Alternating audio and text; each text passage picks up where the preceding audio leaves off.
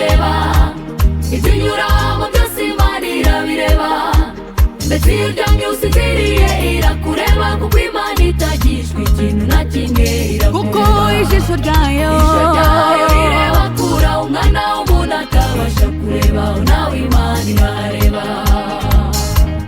inzira zawe zose Imana irazireba, ibyunyuramo byose Imana irabireba, mbese iyo uryamye usinziriye irakureba, kuko Imana itagishwa ikintu na kimwe irakureba, kuko ijisho ryayo rireba kure umwana w'umuntu atabasha kureba, nawe Imana irareba.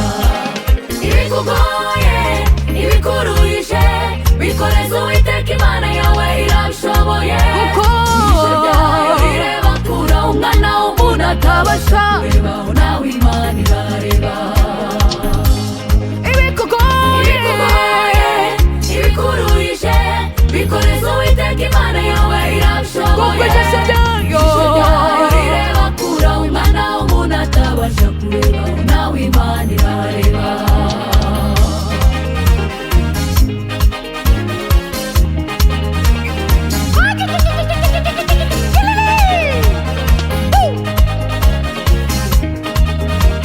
Itegereje Dawidi wabagiye iyo mishyamba, imugira umwami ategeka igihugu cyose, yaboneka nk'ugayitse muri bene se, ariko Imana burya ntireba kuko ijisho ryayo rireba kure umwana w'umuntu atabasha kureba, nawe Imana irareba.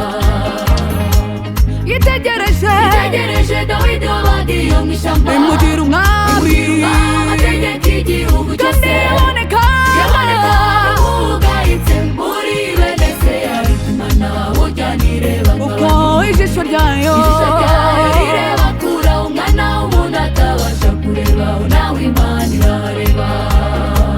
vyenye vinakushinda vyenye vinakutosha Kuchosha, mwambie Mungu wako aliye hai anaweza yote. Jicho lake Mungu linaangalia kwenye binadamu, hawezi kuona kunapo Mungu anapoona. vyenye vinakushinda vyenye Kuchosha, mwambie Mungu wako aliye hai anaweza yote. Jicho lake Mungu linaangalia kwenye binadamu, hawezi kuona kunapo Mungu anapoona.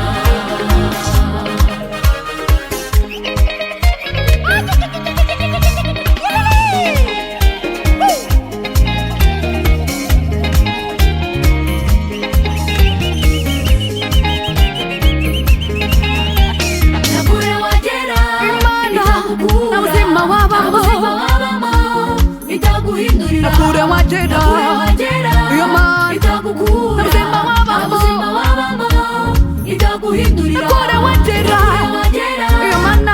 ubuzima wabamo itaguhindurira.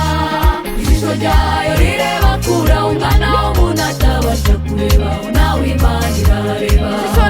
Jicho lake Mungu linaangalia kwenye binadamu, hawezi kuona kunapo Mungu anapoona.